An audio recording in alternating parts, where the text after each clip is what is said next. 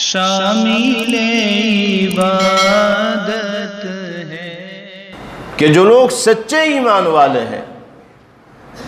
جو اللہ اور اس کے رسول صلی اللہ تعالی علیہ وسلم کی ہدایات پر عمل کرنے والے ہیں، جو اسلامی شناخت اور پہچان رکھنے والے ہیں، منظم طور پر منصوبہ بند طریقے سے ساری دنیا میں میڈیا ٹرائل کے ذریعے لوگوں کے ذہن میں یہ بات بٹھائی جا رہی ہے کہ اس شکل و صورت کے حامل لوگ،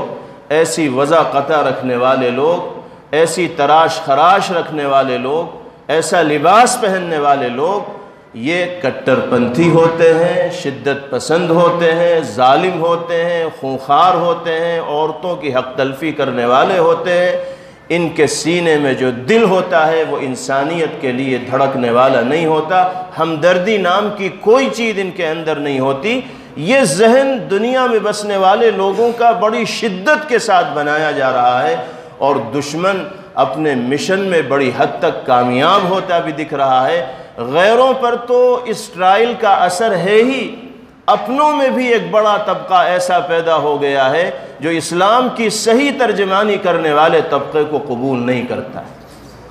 کہ یأتی علی الناس زمان لا يبقى من الاسلام الا اسمه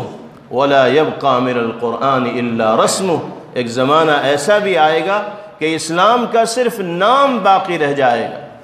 اسلامی روح اور اسلامی غیرت رخصت ہو چکی ہوگی، قرآن کے صرف الفاظ باقی رہ جائیں گے، قرآنی ہدایات اور تعلیمات پر عمل انسانوں کی زندگی کے اندر دکھائی نہیں دے گا۔ ایسی صورتحال میں، موجودہ حالات میں، ہم سب کے لیے اجتماعی طور پر سب سے زیادہ ضروری چیز یہ ہے کہ ہم اپنے سماج اور اپنے نسلوں کے ایمان کی تحفظ کے لیے مکمل طور پر فکر مند ہوں اور سنجیدگی کا مظاہرہ کرنے والے۔ اس لیے ضرورت اس بات کی ہے کہ اصلاح معاشرہ کے ذریعے جمعیت علماء ہند کی تحریکات میں شامل ہو کر علاقہ علاقہ، بستی بستی، گاؤں گاؤں، شہر شہر